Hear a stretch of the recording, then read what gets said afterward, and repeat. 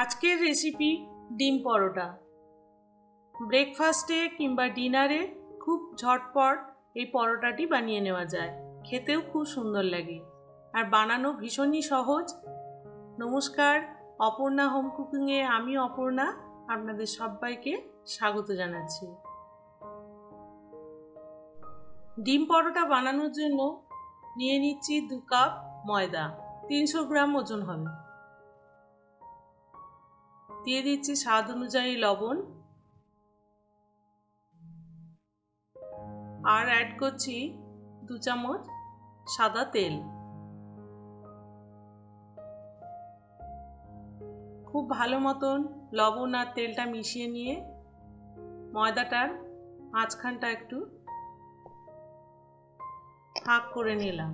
দিয়ে 2টো ডিম ফাটিয়ে রেখেছিলাম, সেই 2টো ডিম দিয়ে দিলাম।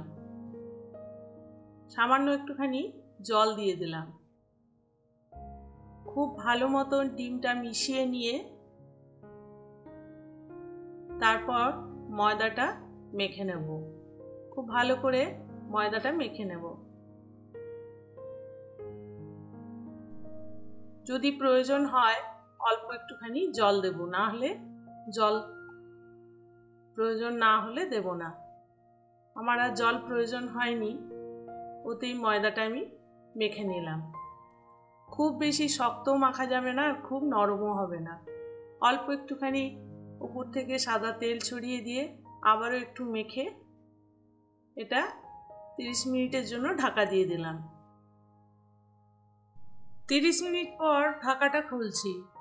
ময়দাটা আবারও একটুখানি ভালো করে ঠেসে মেখে নিয়ে লেচি কেটে নেব।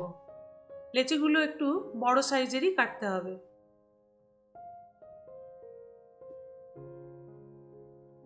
এবার পরোটাগুলো বানিয়ে নিচ্ছি।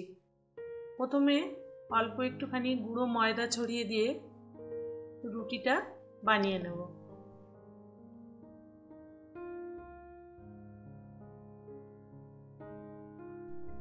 রুটিটা এভাবে বানানো হয়ে গেছে।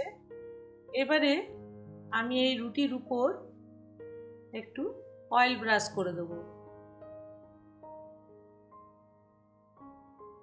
এভাবে খুব ভালো মতন একটু অয়েল ব্রাশ করে দিলাম। দিয়ে উপর থেকে অল্প একটুখানি গুঁড়ো ময়দা ছড়িয়ে দেব।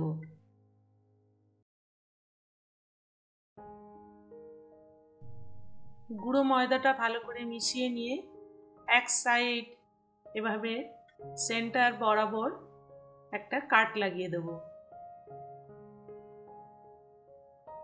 তারপর এক সাইড থেকে এভাবে রোল করে করে ফোল্ড করে নেব।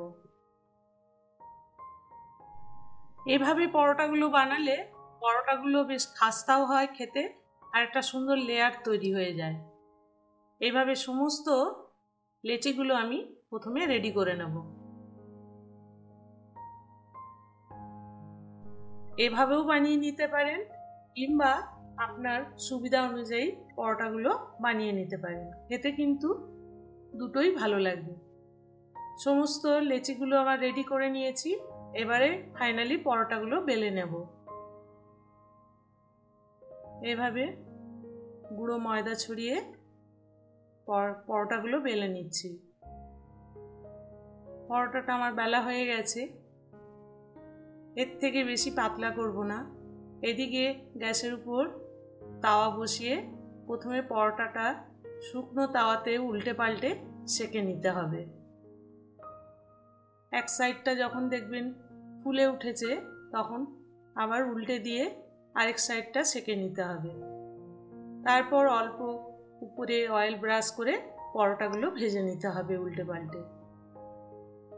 খুব বেশি তেল বা ঘির প্রয়োজন নেই, খুব অল্প তেলেই এই পরোটাগুলো ভাজা যায়। খেতে কিন্তু ভীষণই সুন্দর হয়, খাস্তা হয়।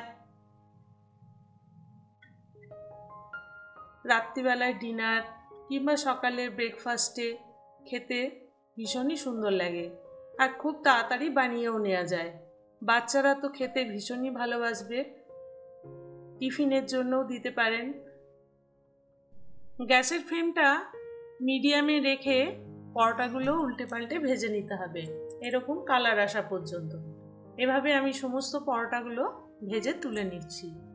তৈরি হয়ে গেল ডিম পরোটা। রেসিপিটি ভালো লাগলে অবশ্যই লাইক, শেয়ার, সাবস্ক্রাইব করার অনুরোধ রইল। সাবস্ক্রাইব করার পর অল নোটিফিকেশনটা অবশ্যই ক্লিক করে দেবেন। আমি যখনই নতুন কোনো ভিডিও আপলোড করব তার নোটিফিকেশন আপনি আগেই পেয়ে যাবেন। আজ এই পর্যন্ত, আবার নতুন কোনো রেসিপি নিয়ে হাজির হব। ভালো থাকবেন, সুস্থ থাকবেন। ধন্যবাদ।